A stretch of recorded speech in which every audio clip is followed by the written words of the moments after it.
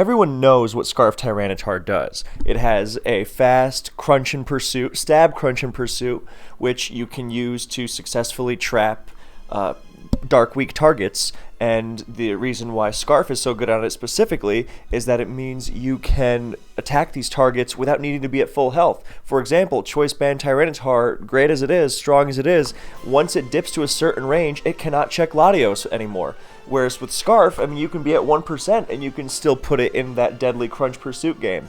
So that is not the hidden part.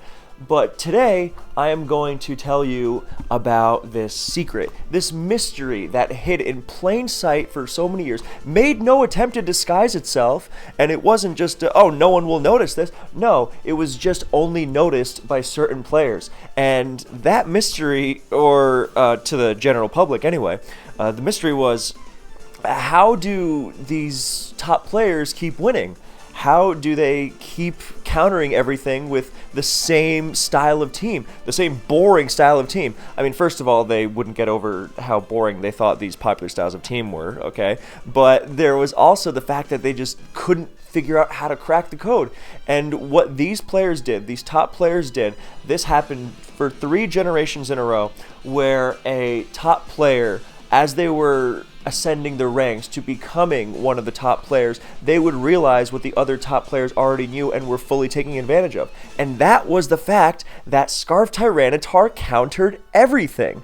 Now, you're thinking, okay, yeah, sure, crunch pursuit versus a lot of versus super effective stuff, right? Okay, so I get that. I get that the applications of the super effective trapping are, very useful and very widespread. What can it do? It can remove the ghost types that are popular, so that your rapid spinner can spin freely.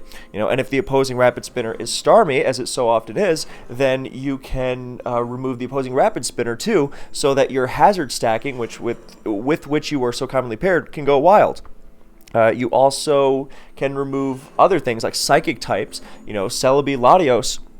And sometimes you do that because the Latios is a broken threat and you just need to keep it in check. That's amazing, of course. But removing these bulky psychics and ghosts also helps out fighting types, for example. Something like an Infernape or a Lucario or a Terrakion will go wild as a result. Okay, so we've got that, right? And in Gen 6, then, the Defoggers are the Lati twins, so it's functionally the same thing as trapping Starmie. Not that Starmie wasn't also used in Gen 6, it was.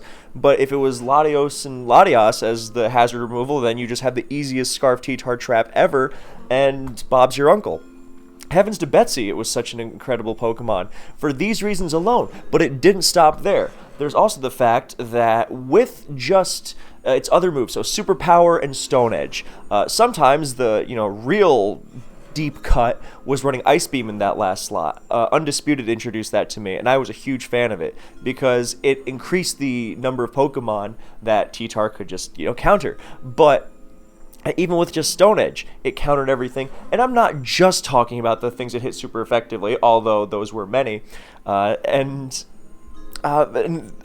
were many and they were important. For example, something like Kyurem Black, or Thunderous, either form, or Tornadus. Not Tornadus Therian. One of the reasons Tornadus Therian was so broken was that it outran Scarf T-Tar.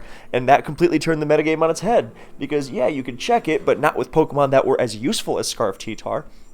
But yeah, a regular Tornadus, you hit these all with super effective Stone Edge, stab Stone Edge. And that's amazing, and that's just your stab too.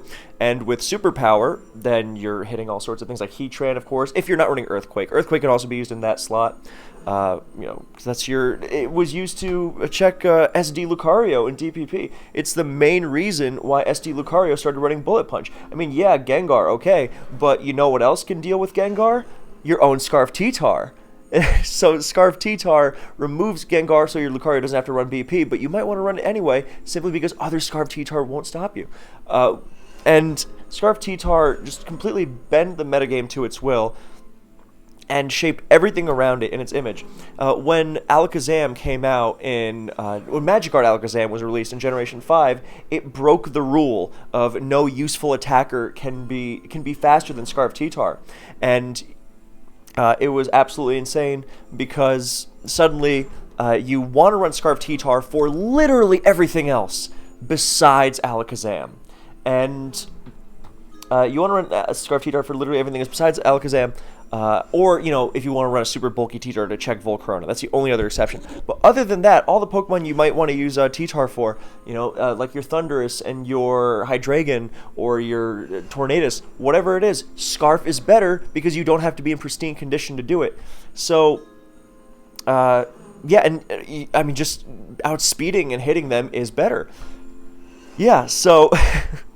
But Alakazam is so brutal that it warps the game into running Chople T-Tar just for it. Anyway, so the reason I paused the video on the screen right now, which is from an old YouTuber who's not been around in a long time, named Mr. Flamethrower, is that this battle is a perfect example of many things, but also the fact that Scarf T-Tar cleans up at the end of games because it's used on these bulky teams, and these bulky teams are generally, very good at switching between things and walling things, but they are also not really filled with Pokemon that finish the game off.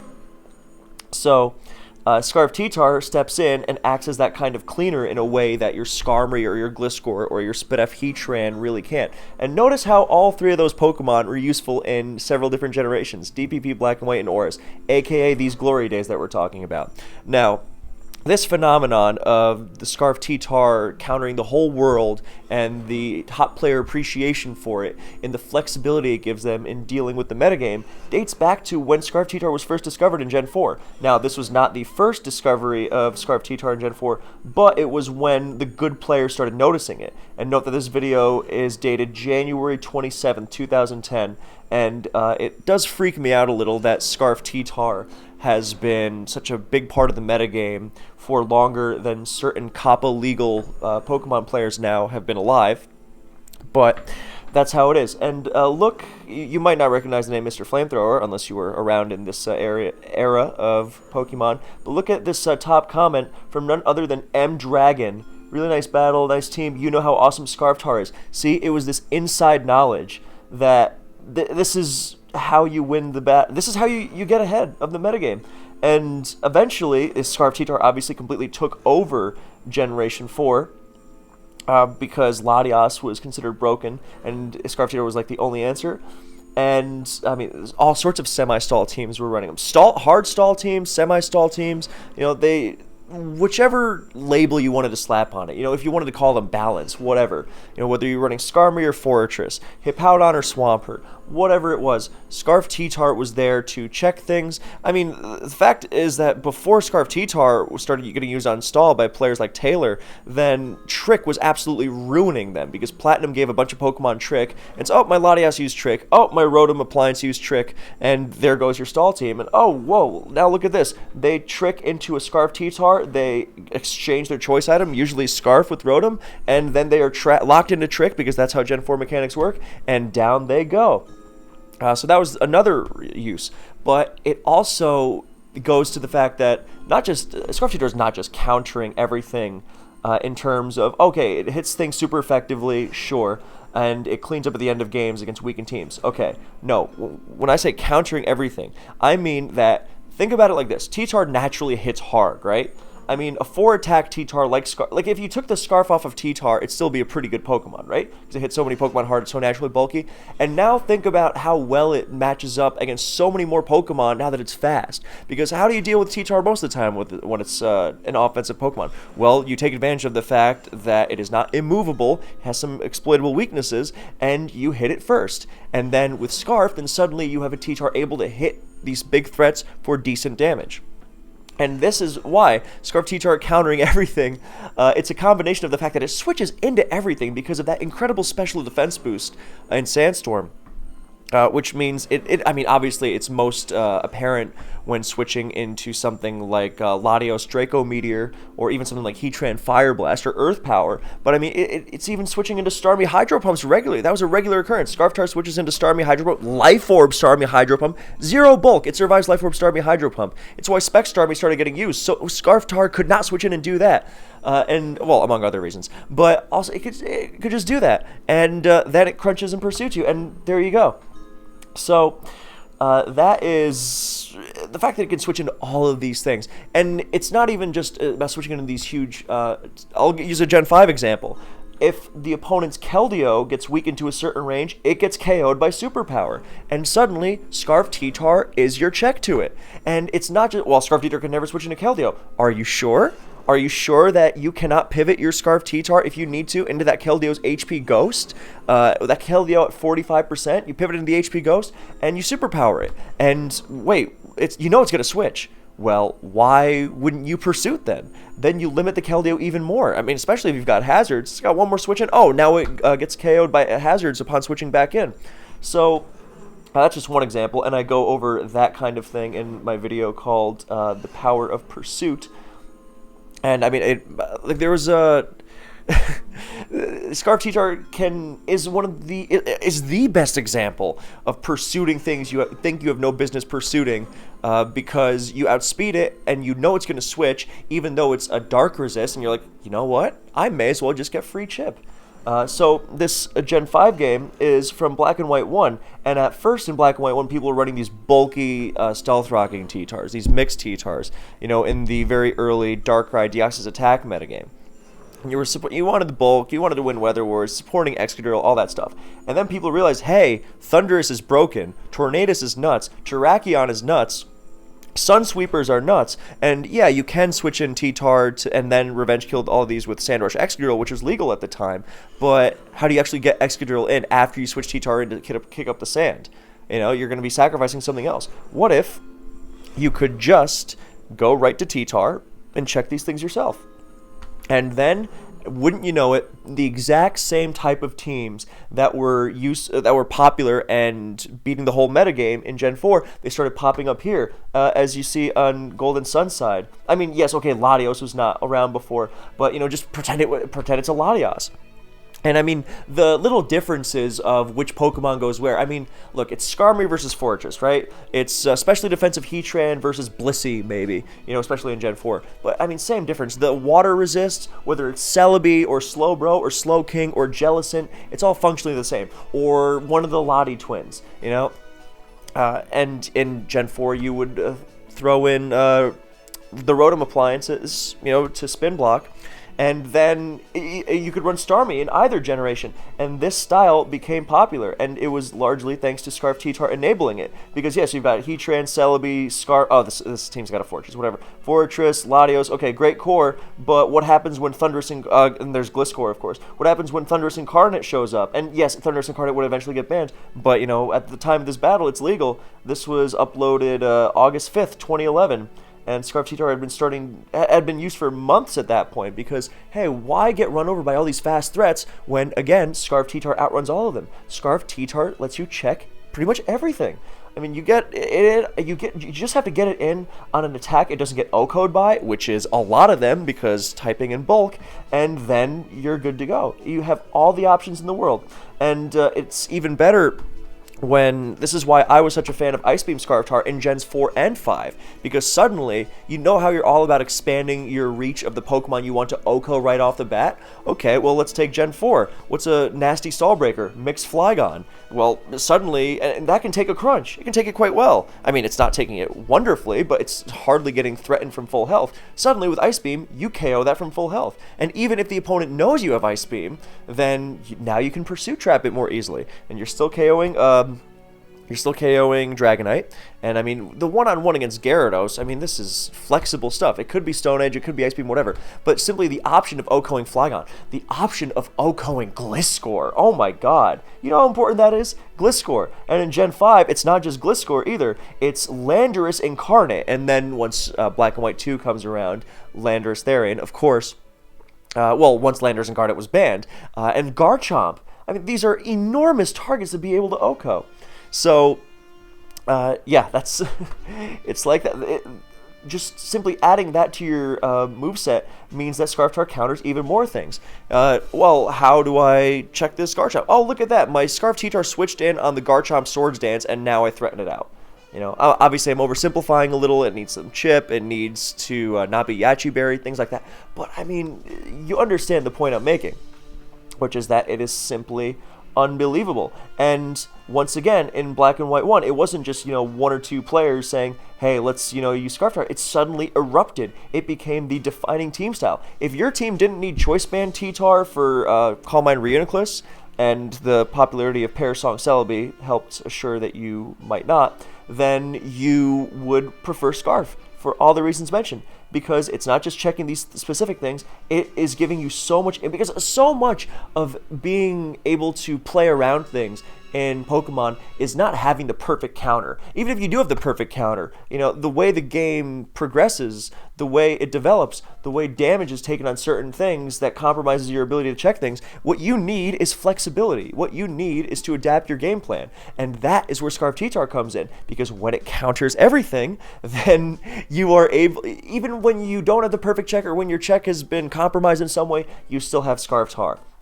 And you are going to be able to threaten whatever you're facing in some way, whether it's just by preventing it from sweeping you or by getting some pursuit chip on it, whatever. And sometimes it's not even about the Scarf Tar itself. What did T-Tar do in this battle if you've been paying attention? It just switched and kicked up sand a few times, but who cares? It's more the fact that Scarf T-Tar enabled this team to exist in the first place.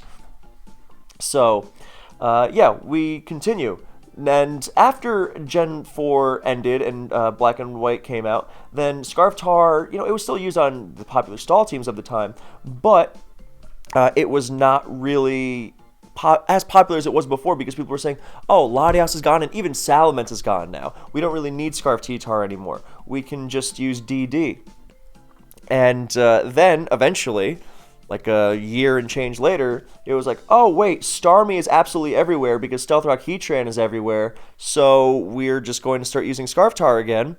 And suddenly you support your offensive Heatran, you support your especially defensive Heatran, you support your Skarmory, you support your everything, and to say nothing of the ease with which you will pick off Rotoms. So, even years and years and years before Latias was introduced, Scarf T-Tar was everywhere.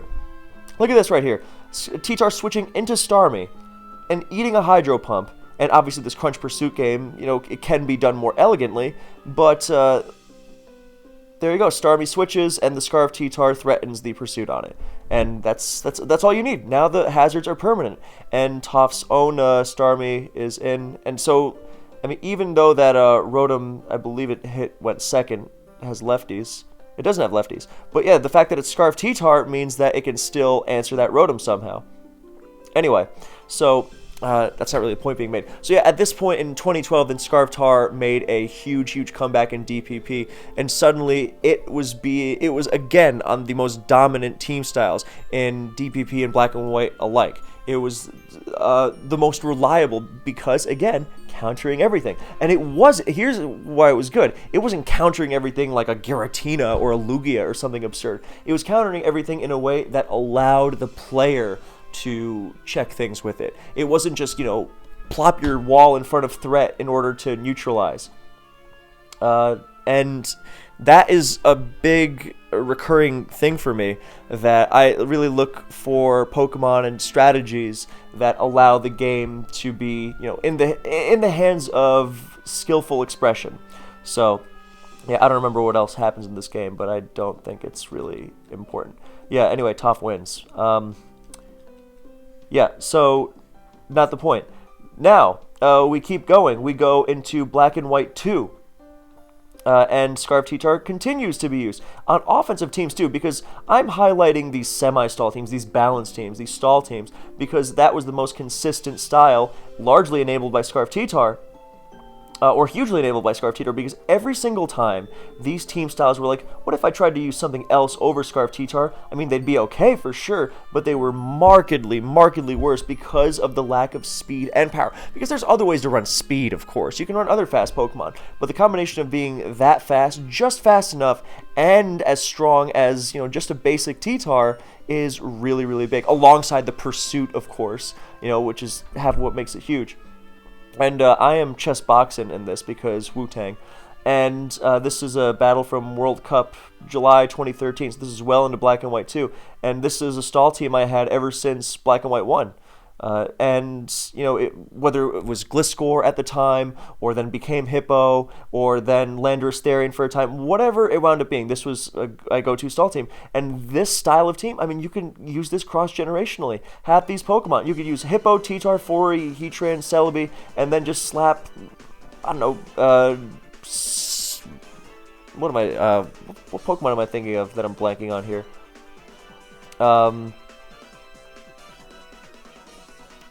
Oh, I guess you would use Rotom, but over Jellicent there. No, you would want the other water resist. Actually, a lot of these teams did use mono. Like Golden Sun had a team with just Celebi as the water resist, and the rest was T-Tar, Ground, Spiker, Heatran stuff.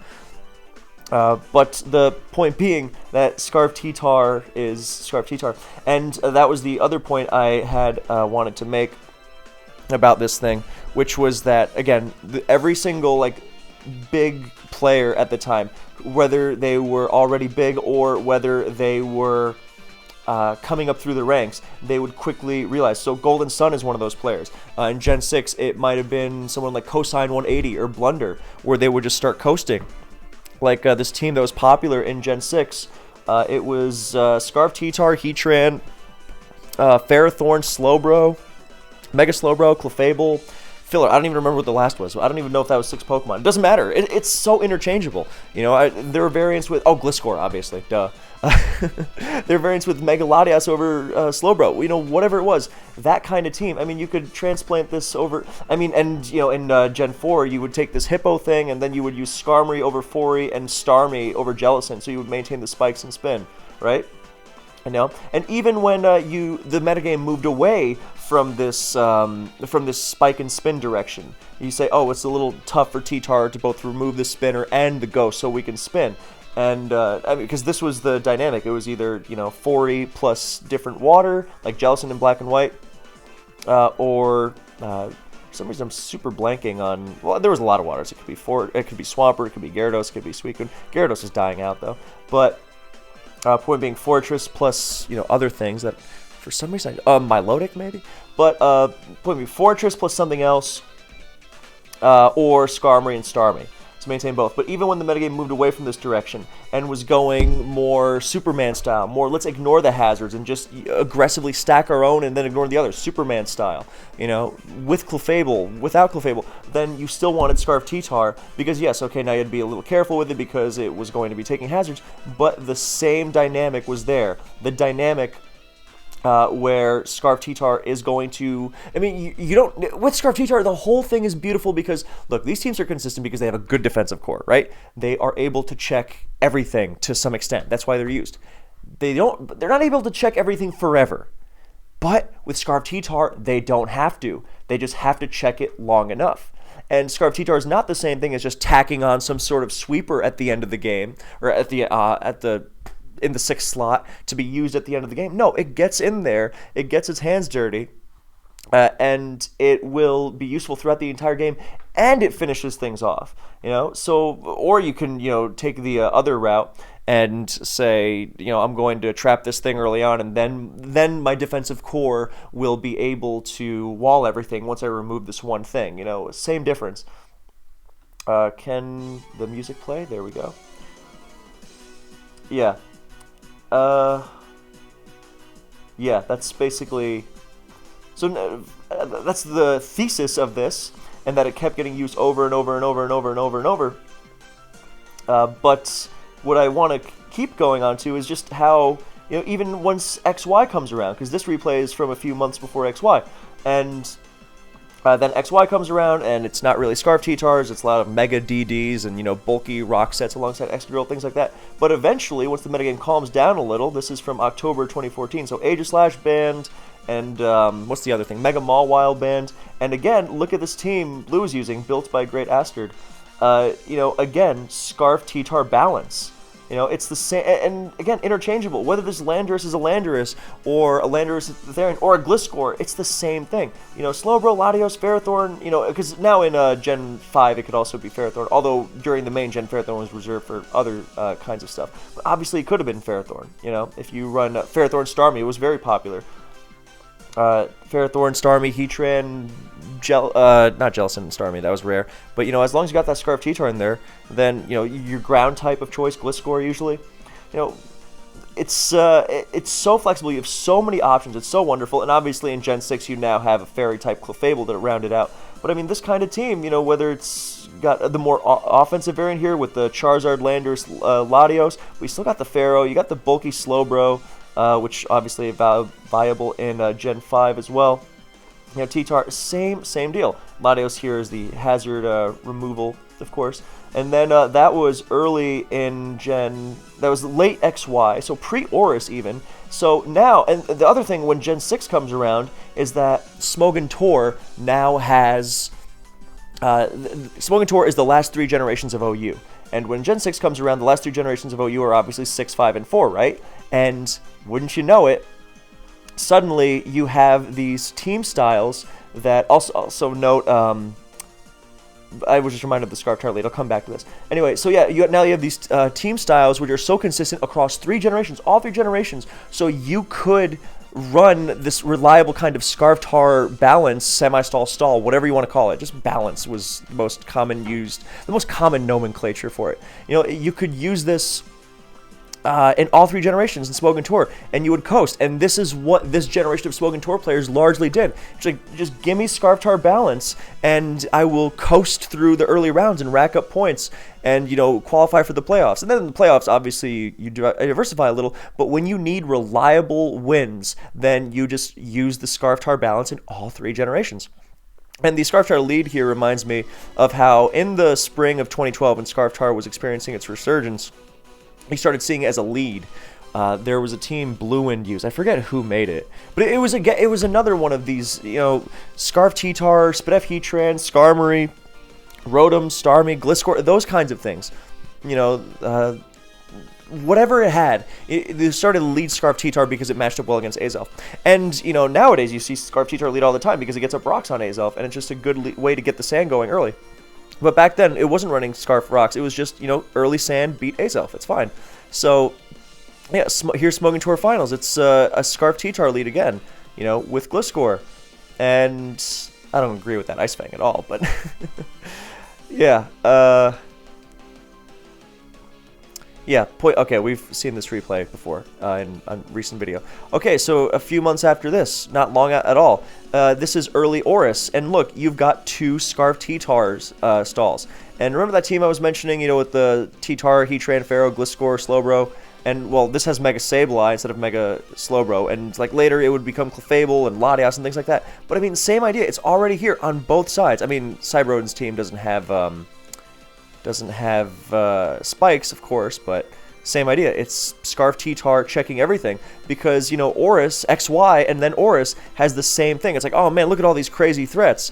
And obviously you couldn't check everything, with Scarf T-Tar anymore since Alakazam is better, and Oris Weavile becomes better. Before it was banned, there was Greninja. But by and large, it is still, and I mean, you have to, well, Tornadus Therian isn't really an offensive threat in the same way in XY, so I take that one back. But yeah, it's the same idea. Like, whatever I'm facing, Diancie, Kyurem Black, Mega Diancie, obviously, and yeah, Protect, but you still chase it out. It's faster than everything useful, and it hits hard. It's not like another Scarfer, which, it'll hit decently, but it's not going to threaten your switch out with Pursuit or anything. What else is going to switch into Kyurem Black? Because look at it like that. T-Tar has the bulk to switch into Kyurem Black and then threaten it immediately with Stone Edge and then Pursuit it on the switch. And that goes such a long way. So, I mean, God, we talk about things like Scarf T-Tar countering Pokemon it's weak to, and we already had the Starmie Hydro Pump example, but like Mega Venusaur, it would not be uncommon to see a Scarf T-Tar switching into the Mega Venusaur. I don't know if you necessarily want to stay in and lose to it one-on-one with Giga Drain, but just to cut off its synthesis PP. And the flexibility is that if you catch Mega Venusaur at low health, then you can pivot in that Scarf T-Tar and finish it off, as opposed to another T-Tar which would not be able to do that. So, obviously you have to be careful with your Scarf T-Tar because it does not have the bulk to take out things like Slowbro from high health, but hey, that's just, again, it's not going to do all the work for you, but if you are going to use it well, then you will reap the benefits. So, this game eventually turns into an SD Gliscor war, which is a whole other... Well, I already made that Gliscor video. Oh yeah, it's right here. Yeah, where they just pee-pee stall each other. Riveting, thrilling stuff. Jacques riveting. Anyway, and then, a few months after this, Smogon Tour again. And this was just, I threw this one in here because, offensive team, CB and Fernape. Okay, well, this won't be, some semi-stall with Scarf T-Tar. And no, you're right, it's not. But there's a D-Knight, just dragon dancing right away. That's not going to be Scarf. And I just love this team Peachy was using. I think it's great. And Leaf Storm, Ice Beam. Okay, well, this is a very aggressive team. What's going on here? And Starmie comes in. There's a T-Tar. I mean, it doesn't have to be Scarf here, but the fact that it is Scarf lets it, outrun Starmie as it pivots it on the T-Bolt and deny its spin. If it's a bulky Tar, you might still get rid of the Starmie. Can the music play, please? My goodness. You might get rid of the Starmie, but it would get a spin off first. And with Scarf, then so much more flexibility. Or if it did spin on the switch, then you don't have to take a Hydro Pump after. Obviously there's a Dugtrio that's about to come in here, but really not the point. There's a Mock Crit, and I don't know how much that one mattered. Oh, a double Mock Crit, hilarious. But yeah, there's Dragonite, so who knows. Anyway, point being, another game with Cosine. Like, look, here's I forgot, Sableye used to actually get used, crazy. And this one's an example, not just because it's a Gen 5 game with a lot of, this kind of team that it's used on, but look at this. Starmie, Psyshock, okay, it's not going to fully take out Keldeo, and what's the rest of this team going to do? I mean, it crumples, right? No, look at this. Scarf T-Tar comes in, Scarf T-Tar counters everything.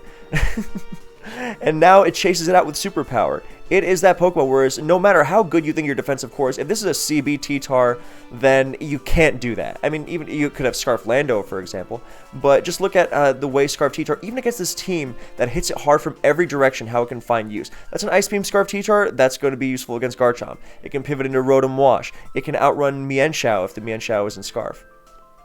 So, okay, it gets sacked to low sweep. Not a great example. Whatever, it's enabling the structure of that entire team. Thing of beauty. So, once again, we move on. Yeah, so now it's a year later, 2016, and look at my awesome West avatar I used to use. This is just, did I go right to, no, this is Clef. This is a DPP game, even though the sprites are XY. But yeah, this was another Scarf Tar semi-stall team. I really like this one. But yeah, Scarf T-Tar, and I'm facing my own team, actually.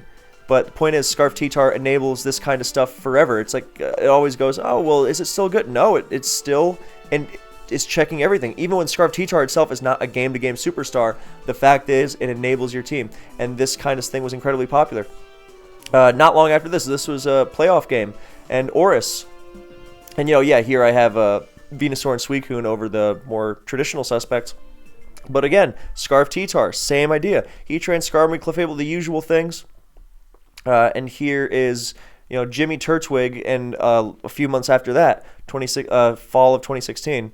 And here he's got a round 1 game where he uses this team. Again, okay, now you can add in other Pokemon. It doesn't just have to be bulky. It can be Alakazam, Mega Alakazam, and he's got a Latios as well, but it's still got a lot of bulk, a lot of hazards. That's the focus, and Scarf T-Tar is helping him check everything. He likes it so much, he winds up bringing it again the next round. So, yeah, and, alright, I think that's pretty much it. But after this showcase of Jimmy's, then DPP was no longer in Smogon Tour, and Gen 7 came around, and Scarf T-Tar no longer had the success it did.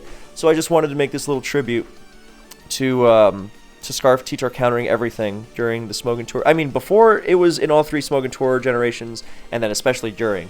But ever since Scarf T-Tar's existence, it's just that I've noticed this phenomenon. And I mean, you could boil it down to, oh, well, good players notice what's good. But yeah, I think it was more specifically, I mean, there's all sorts of stuff that's good that gets used consistently, of course. But I think it's the specificity of Scarf T-Tar in doing what it did, which is providing that catch-all check to just about anything you could name. Even in how it checks something like Zapdos, which I'm seeing on the screen. In DPP. Where, again, you get at low health and your CB T-Tar is worthless against Zapdos. You have a low health Scarf T-Tar, you can still do something against it. So, or in Oris, then you can pick off a Manaphy with it. stuff like that. You can just and think of it as opposed to, well, why can't, if you have an Alakazam and a Latios, why can't you just use a CB Tar? I mean, you could very well. This would be a good place for it. But one of the reasons you might still want Scarf is that, for example, if you're just trying to pivot in and pivot around, then to kick up sand against something like a Manaphy, this doesn't just have to be an example in this generation. In Black and White, a lot of before the Zam fear reached critical status and people were just running Chople again, then Scarf T-Tar plus Zam was really good, because the more speed you have on these bulky teams, the better, because when people are trying to break through bulky teams, they're doing so with these aggressive attackers, and the more avenues you have for speed to shut them down, the less capable they are of doing that. And that is why these teams are so consistent, and it was all thanks to Scarf T-Tar. So, thank you so much for watching / listening. I hope you enjoyed. I hope I shed some light on this phenomenon of Scarftar's glory days. I mean, it continues to excel in these generations, but yeah, that's about it. Thank you, and I will see you in the next one.